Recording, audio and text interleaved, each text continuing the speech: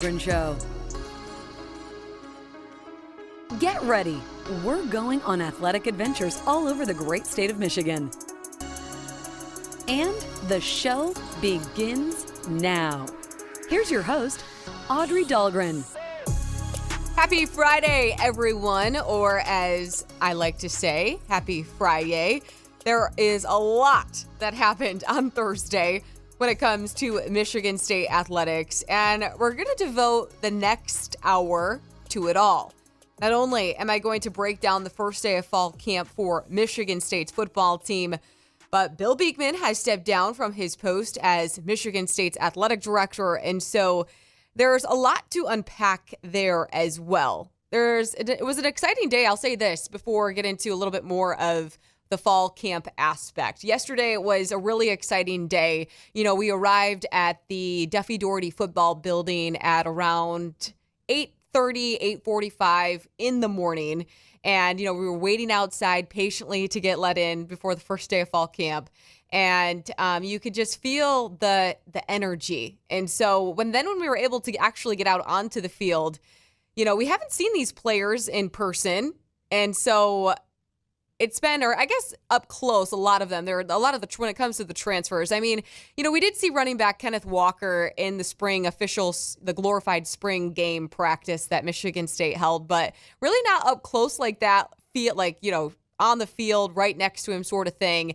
And I will say this, he is very quick. And I mean, I don't know if I've seen a running back at Michigan State kind of explode like that once hands the ball. Once the ball is handed off to him, he had some pretty explosive plays that when he was running through them at practice yesterday. And so we weren't there very long. Also, by the way, we were only there for about 15 minutes, which would equate to 3 periods. And so we tried to get a good look, but at the same time, too, for us on the Channel 6 side, you know, we're shooting video as well, so it's a little bit harder to see everything that's going on sometimes when you're shooting and versus just standing there and watching. And so, but I will say this, Kenneth Walker, very impressive. He is quick. He's stocky. He's built like a running back. He is 210 pounds right now, which we'll get into a little bit later in the show because he came to Michigan State at 203. And so that's something that we're going to discuss a little bit later. But first day of fall camp for the Spartans was a success, I'd say. When Coach Mel Tucker stepped up to the podium to speak with us, he mentioned right away how the first day was efficient, effective, and actually ended a couple of minutes early because guys knew what to do. And it looked really organized out there, I will say that. It didn't look like, you know, people knew where they were going. They had each, you know, their stations that they had to break off and go into at certain points. And it did look organized. It looked effective and efficient. And so this is year 2 for Tucker, of course, and his staff at Michigan State. And as we've been talking about, they did have a more traditional offseason in the weight room, as well as a more traditional spring versus that first year due to the COVID-19 pandemic. And when Tucker spoke to that sense of normalcy, he did speak to that sense of normalcy as first camp was rolling on. It feels like normal, a lot more normal than it was a year ago. Just being able to practice full speed, we were able to get two spots. So we're able to split the squad, you know, get half the guys on one field, half the guys on another field. We have enough guys to do that, and we were able to get better work because we're in better condition. So we played faster. More guys knew what to do. Guys knew where to go in the practice, and it just seemed like more normal what I'm used to seeing out there in a day one practice. The excitement, too, for day one was also off the charts. And a lot of it did have to do with the fact that they know that they're having a legit season this year. Of course, there could still be some uncertainty, but for the most part, they are practicing and preparing as if it's business as usual because it's expected that it's going to be that way. You know, last year was just a mess. I think everybody can agree that that's probably a blunt way to say it, but it was just a mess because, you know, that Michigan State started fall camp And then the Big Ten came out and said it was going to cancel the season. Everyone was sent home. And then September, the conference reinstated the season. So just there was a lot of yo-yoing that went on last year, and everybody remembers that, but not this year. And so knowing that, it was kind of like, hey, this is real. We're back full steam ahead. And it kind of kept everybody from catching some Z's on Wednesday night. And this is where we're going to start it off with Temple transfer and quarterback Anthony Russo, because, he had some interesting things to say about not being able to sleep, as well as a lot of the other players. Me and Connor Hayward are roommates, so we kind of went through the practice script together today and said we were going to bed, and maybe an hour and a half later I got up to use the bathroom. He was still awake, I was still awake, so we went through the install again together. We were up still, so we went through it again together, and we just kept talking about how excited we were to get back here. The summer is a true grind with the lifting and the running and all that, so being able to come out here and play football again and be out here with all of our brothers is what we've been working for all summer, and we were super excited for it. Yeah, I was very excited to get out here. It's finally here, day one. I can't say that I did not sleep great last night. I was excited for today. I was actually surprised at that, but obviously very excited to get going with all the new guys. We got a lot of new faces out there and a lot of really good players. So it was a good night last night, and it was a good day today so far. So looking forward to the rest of it. I tried to go to sleep real early at 10 and everything, but I stayed up till, I don't know, probably 1 or 2 in the morning thinking about camp. I was so excited. I slept fast last night. I slept very fast. So after Russo, that was sophomore quarterback Peyton Thorne, who you heard from, and then running back Kenneth Walker, and then, of course, lastly, Mel Tucker. And a lot of people found that phrase that he used, sleep fast, to be pretty fascinating. And a lot of people also asked, what in the heck does that mean? What he says, I slept fast. And so in that moment, Tucker is referring to basically he doesn't get a lot of sleep. So he didn't have time to sleep. And so if you're wondering what it means when he says that, slept fast, that's just a little tidbit of information for you. It means that he did not get a lot of sleep, and so he had to sleep fast because there's no time to sleep, really, essentially.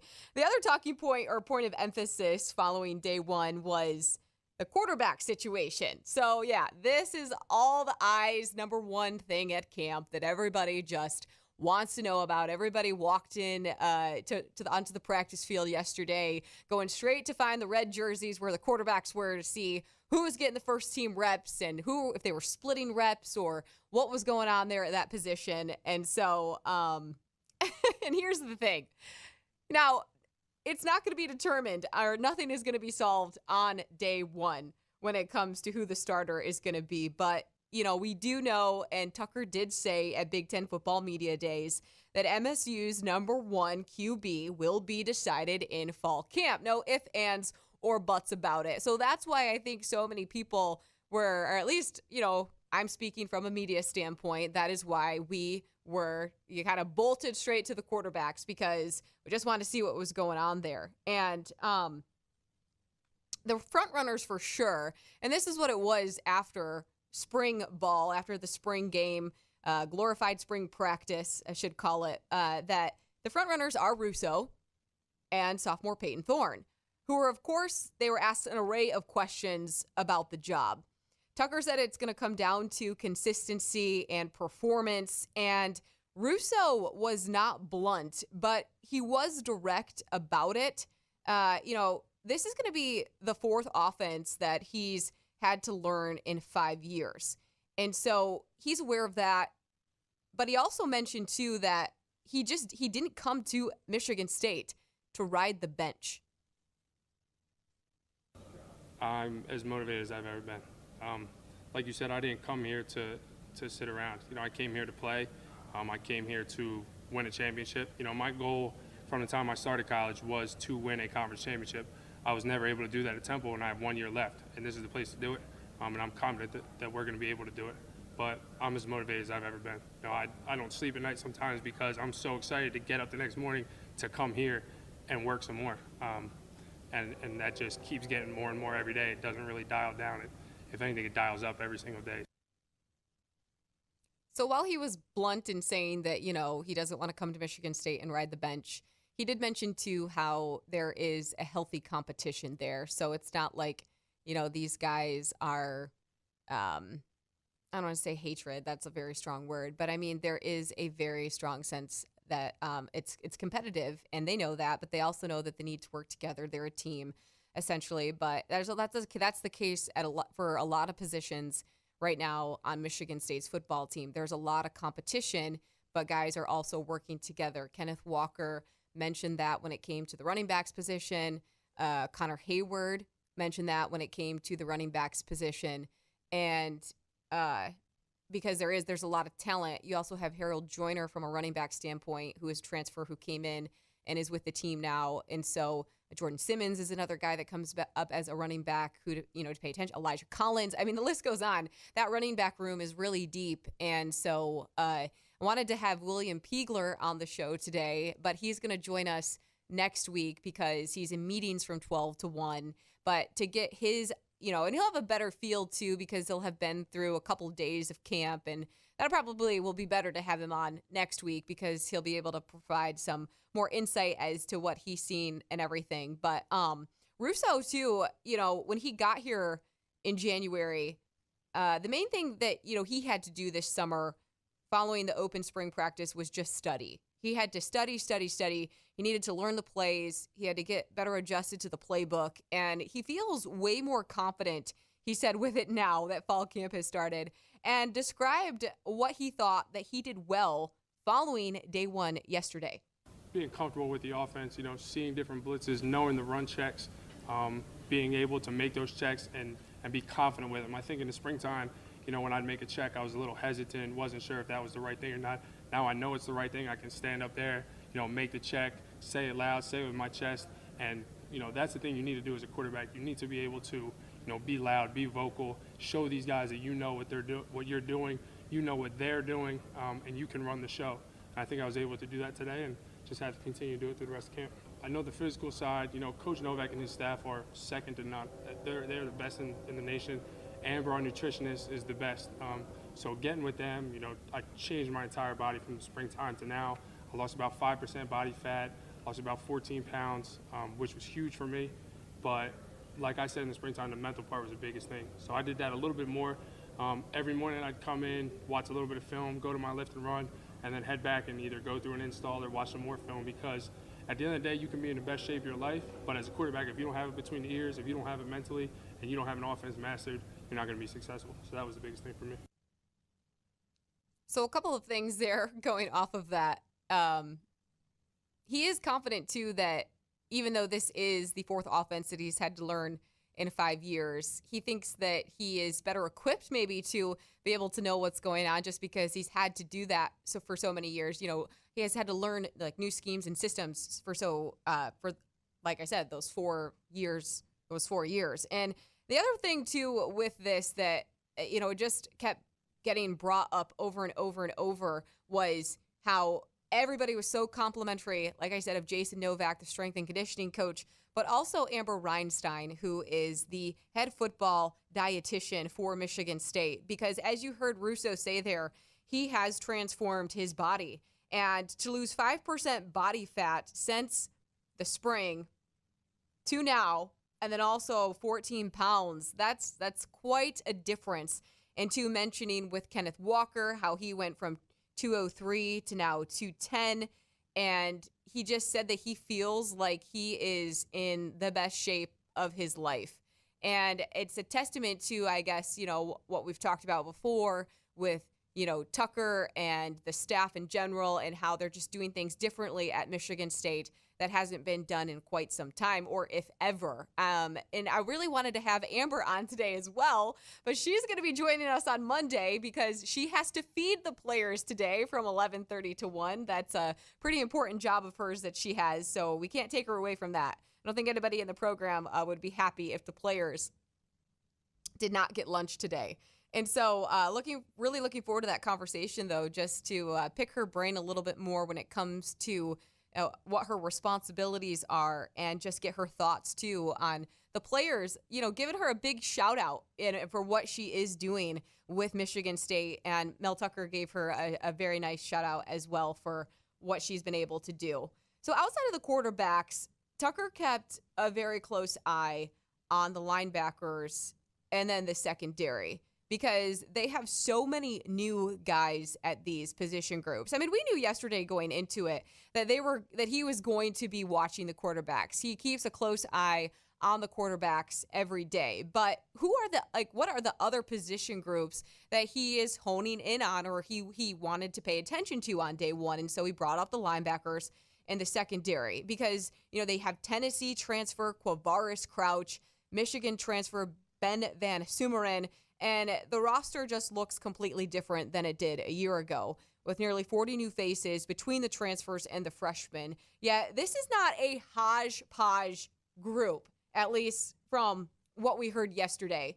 You kind of think of, I do not mean this in the way that it's going to come out, but some people might perceive it as like a misfit group. And that is not the case whatsoever. I did not call it a misfit group, but I could see from maybe the outside if some people were to perceive it that way. And that's also why I said it's not a hodgepodge group of players. Of course, everybody wanted to know, we all wanted to know how the dynamic was out there following day one when it came to the new players, because how are they gelling with the players who have already been at Michigan State? How's the camaraderie? Do the transfers understand the culture, the scheme? Is there cohesiveness? And this is what Tucker, along with Russo and Kenneth Walker, as those two transfers come in, here's what they all had to say just about when it came to those questions. I didn't see a team full of transfers out there. From an operations standpoint, I didn't notice a difference in terms of these guys know what to do, these guys don't know what to do. I didn't see that. I saw a football team with a lot of new faces, but guys know what is expected. They know what the expectations are, the standard, the culture, and the operation was smooth today. It really was. And we just have to keep gaining ground every day. Just marginal gains, aggregation of marginal gains, every guy getting better. And then as a group, we'll get better a lot faster if we can do that. I'm fully comfortable at this point. I'd say maybe 2 or 3 weeks I felt like a transfer here. Then I started to learn everybody's name. Everybody started to learn my name. They were very, very inviting here. Kind of took me in with open arms, took all of us transfers in with open arms, and that was super important. That kind of stuck out to me here. It's like, I've seen a lot of places where a guy would transfer in. It's like, hey, that's a transfer, whatever. Here it was, guys bring it on and off the field. Hey, come hang out with us, come get to know us, all that stuff. And that's why we have such a tight group here and such a family atmosphere here. Me personally, when I first got here, it was everybody was open arms. They didn't treat me like competition. They actually treat me like a brother, as in I've been here before, and like it's my 3rd year. I've already been around the guys. It feels like they was willing to help me learn. If I had questions about the plays or anything, they was willing to help with that or whatever I needed, going places or anything. So the last person that you heard from there was Kenneth Walker, the Wake Forest transfer. And he's coming to Michigan State with a lot of hype surrounding him. He was named to the Doak Walker Award watch list for the 2nd year in a row. He is expected to be one of the most impactful transfers this season. Top 30 impactful transfers in college football. And I asked Tucker that yesterday just about, him being here at Michigan State and what he's going to add to the roster. And he brings so much to Michigan State's football team from a compete level standpoint. And so that was one of the biggest things that, Tucker's looking forward to, is that he just makes Michigan State's football team a lot better. And at Wake Forest last year, he did rush for 579 yards and scored 13 rushing touchdowns, which that was tied for 3rd in the ACC. And how about this? If he scores in the opener against Northwestern, he'll have more touchdowns than all of the running backs at MSU last year combined. And so, that is, I still can't. That might be the craziest stat of of this whole entire thing. Hey, yeah, so Jeff is filling in for Alex today. And yeah, isn't that just ridiculous when you hear that? 0 running back touchdowns last year? 0. 0. There Yeah. was not one running back who had a rushing touchdown last year for Michigan State's football team. And it goes back even before that to the previous season, because there were a number of games at the end of the year where there wasn't a running back touchdown scored. So Yeah. it's going on a year and a half. So that'll be a big celebration at Spartan Stadium. I mean, yeah. Well, here's the thing. It might happen away from home. Yeah. Because the opener's at Northwestern. But yeah, if he's able to get into the end zone and score, the crowd is going to lose their minds, and he will forever, be people will be very excited about that. So yeah, it is a pretty crazy stat, but he believes too that he does have a nose for the end zone. And I mean, really, like I said, I'm just very impressed with him. And I feel like out of all the players who are on Michigan State's roster right now and who the transfers who have come in, he is somebody I've been talking about a lot on the Channel 6 side. I've talked about him several times here on this show, just because I think that he's going to be impactful. He's going to be very impactful. That stat too about him being the 30th most impactful transfer in the country kind of speaks to that. And so I just think that Michigan State hasn't seen a running back like him in quite some time. I mean, you think about Le'Veon Bell, maybe go back to the Duckett brothers too, or there's Jeremy Langford. I don't know, like a mixture of all of that, Tico and Todd. And so that's kind of the realm where I see it as right now. So keep an eye on Kenneth Walker. I mean, for sure. And we're going to keep an eye on him too as well. And so I want to go back to another point with him as well, and the running backs in general. When he was talking about this position group yesterday, as a group, he said that they bond really well together. Of course, they compete, but that's to make each other better. But they also are helping each other, and which is another reason why, too, it's going to be very important to have William Peagler on here next week, the running backs coach, because he'll be able to, give us more insight into that group, how they compete against each other, why they work well together, and how they help each other. And he said to Walker, he said yesterday that he really likes riding around Michigan State's campus on this scooter. All of the transfers, from whether it's from basketball with Tyson Walker to Kenneth Walker for the football program, and even Anthony Russo, they are obsessed with Michigan State's campus and like roaming around campus and exploring campus and seeing everything that it has to offer.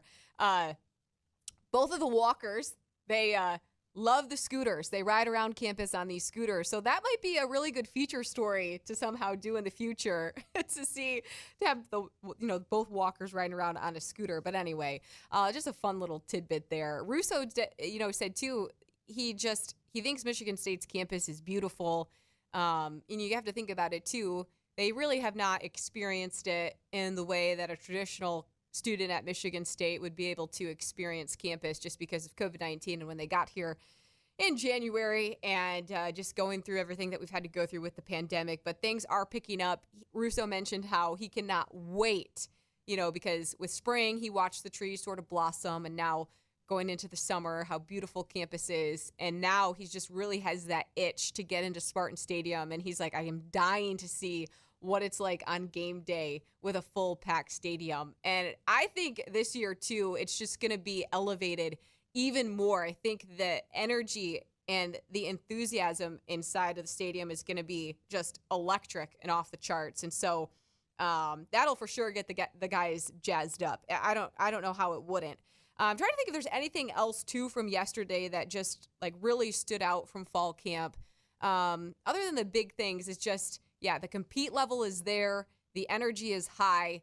Guys do look bigger. They do look, like they look like they know what they're doing, more so maybe than they did a year ago at this time, even though we weren't let into practice then. But it just looked like everything was running very, very smoothly. Oh, another thing that Russo pointed out too, which was interesting, is that, they took away all of the swag per se.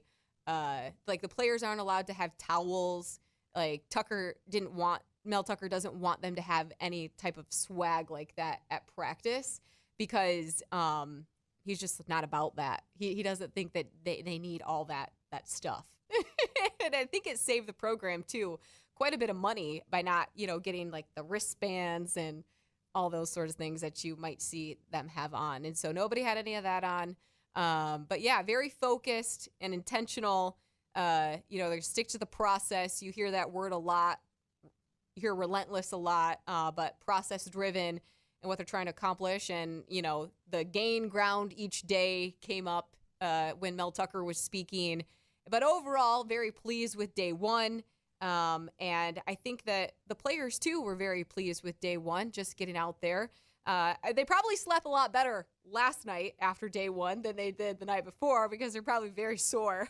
But anyway, well, so a lot of good stuff there from day one of fall camp. And, of course, we will be continuing to keep our eyes on how the rest of fall camp goes because there's so many different storylines that are going to come out of it, and it should be a lot of fun leading up to the opener against Northwestern on the road in September. So we're going to take a quick break, but when we come back, we're going to touch upon the other big news and what was the hot topic of conversation around Michigan State's campus and East Lansing yesterday, and that is that Bill Beekman decided to step down as the athletic director. So we're going to take a break, but when we come back, we're going to touch upon all that.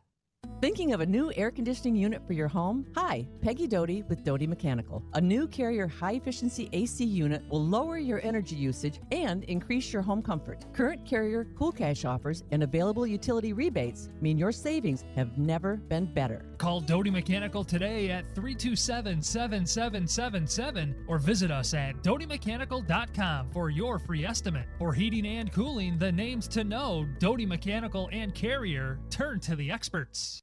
Following some backlash, Amazon now has a plan to cut waste that comes with the destruction of unused products.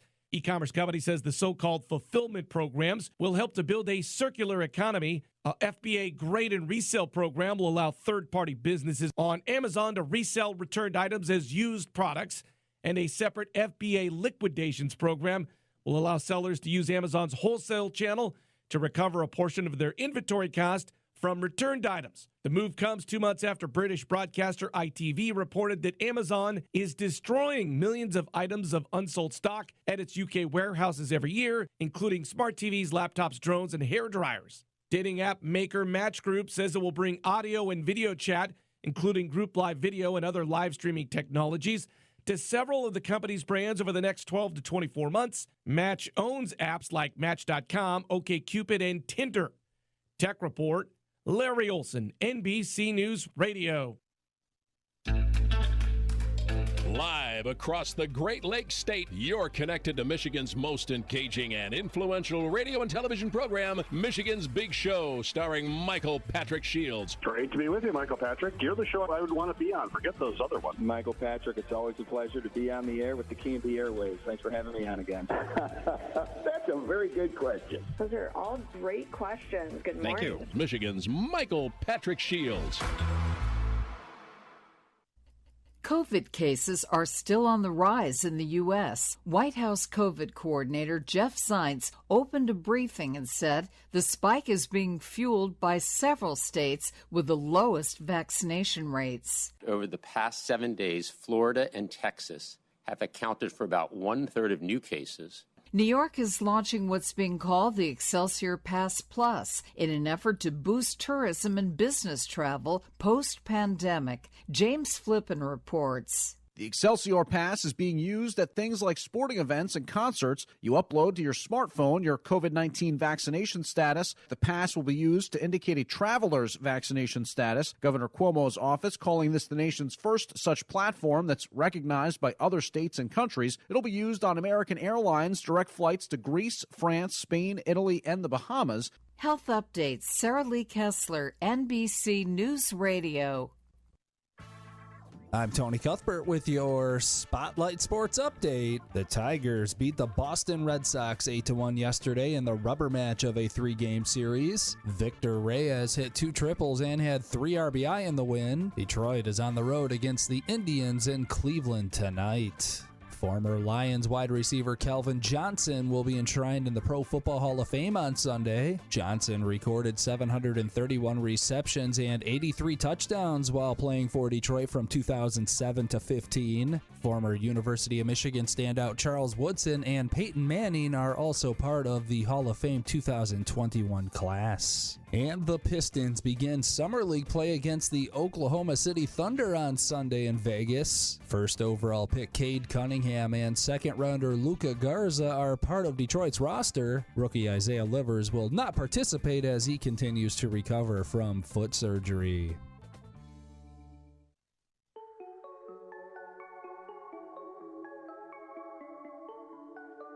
Welcome back to the Audrey Dahlgren Show. It's my team. It's my quarterback. The Spotlight Radio Network.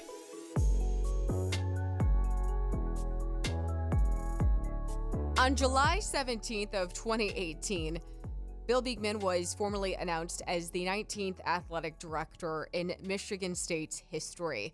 And over the last 3 years, his job has been anything but easy. You know, there was that whole fallout he had to take over from the Larry Nassar scandal. Mark Hollis stepped down, and so he was placed in the interim athletic director role in February before officially taking over the job in July.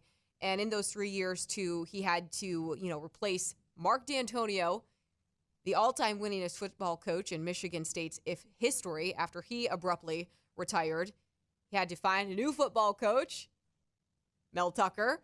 There was a whole Luke Fickell incident, though, going back and forth, trying to decide whether or not if, Luke Fickell was going to be coming to Michigan State, but ultimately ended up hiring Mel Tucker to take over the job. And then the other thing that was probably the most difficult for him was having to cut the men's and women's swimming and diving programs to help get the budget back on track following the pandemic. And so from that standpoint, there's a lot of, it's a lot. I mean, that is a lot of transition, not to mention that you're dealing, with an athletic department going through COVID-19 and a pandemic, trying to figure out the budget there when you don't have football games at the time that are going to generate all that revenue from a fan standpoint, a TV dollar standpoint, etc. And so there was a lot to take in there. And so when he announced, though, yesterday, or when the school announced yesterday that he was going to be stepping down as athletic director, I don't know if it was a big surprise. I wouldn't classify it as a super big surprise.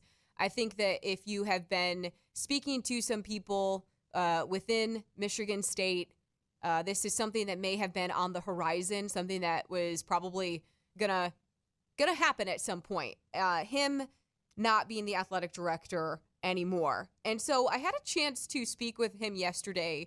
I had a nice conversation with him on the phone, and he was telling me that, he has enjoyed working with the athletes, coaches, and being a part of the athletic department. But in conversations that he's had with MSU's president, Samuel Stanley, they both kind of believed it was better for him to move back into an administrative role within the university.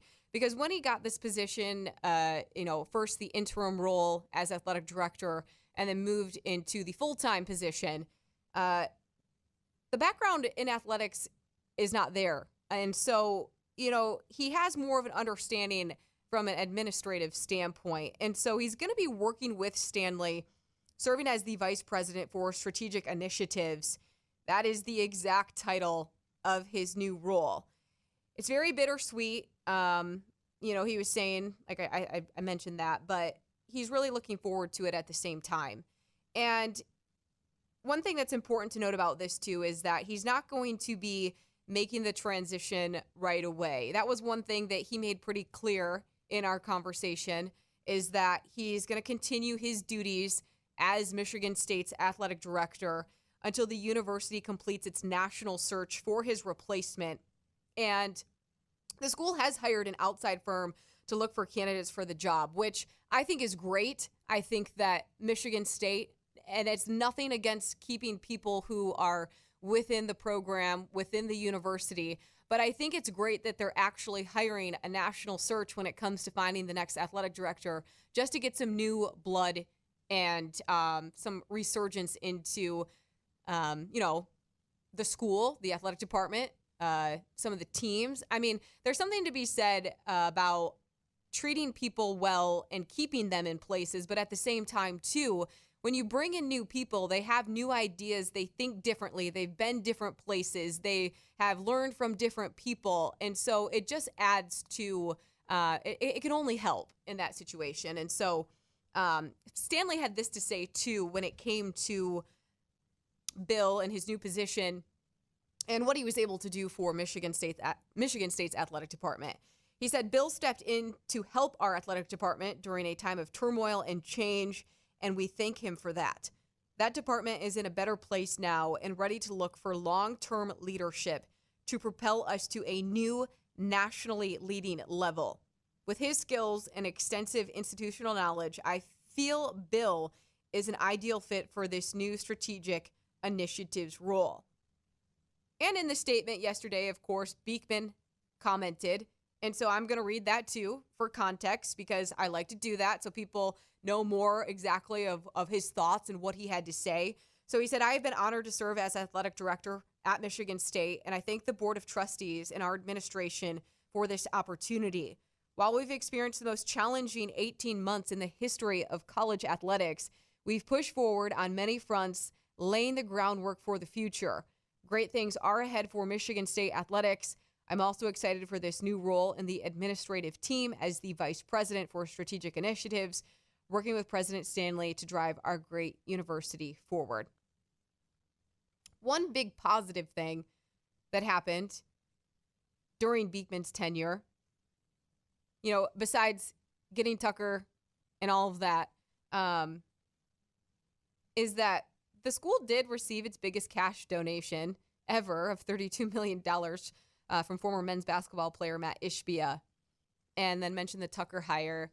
But, taking over during that time is very difficult. And, there were a lot of transitions, a lot of things that happened in that time.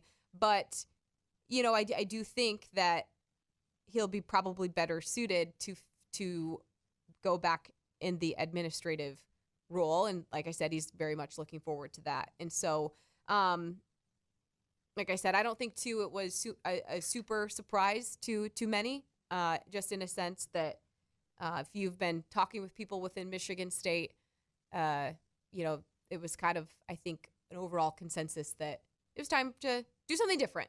And there's nothing wrong with different. And as I mentioned, new ideas can come in, different perspectives, and kind of catapult now as Michigan State can look to this next step. Izzo did actually have a comment as well. He sent out a statement, and actually, Jeff, I just want to find that real quick so that people can hear what Izzo had to say, or what Izzo released about Beekman stepping down, and now as they look for a brand new athletic director for the school.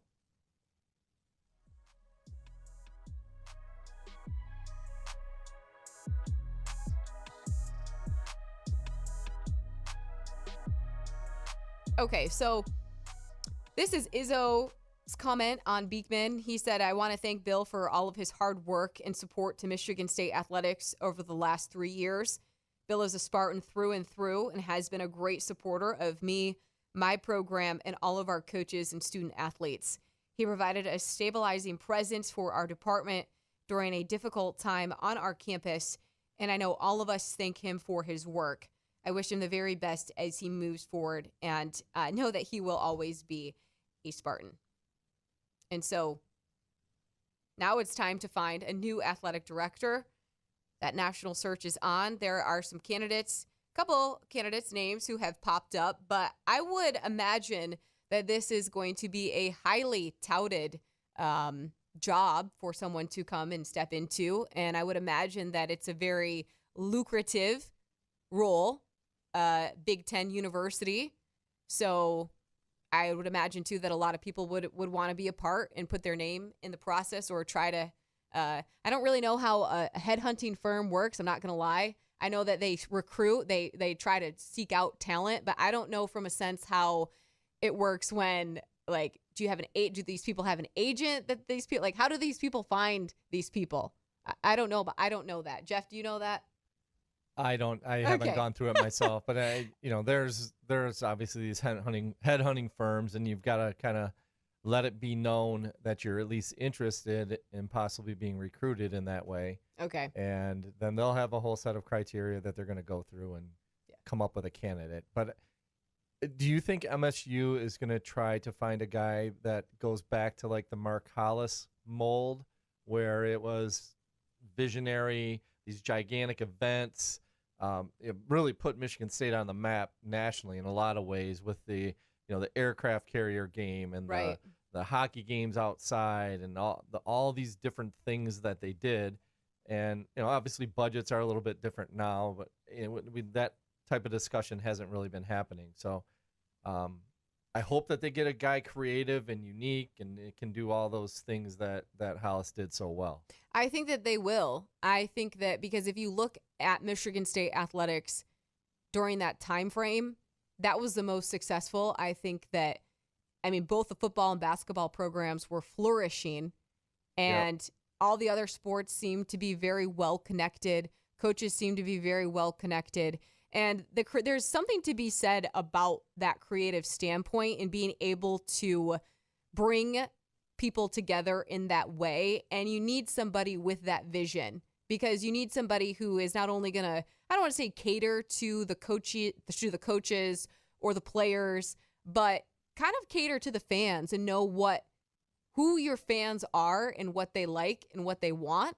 And so somebody definitely has to be creative and visionary, I believe, sort of like a Mark Hollis, to think outside the box, bring new things. Because if you don't bring new things to the table, what are you doing? Like what separates your university from, or athletic department from, other universities and athletic departments in the country? Yeah. And, so all those things that Hollis was able to do, I do think really put Michigan State on a bigger national level.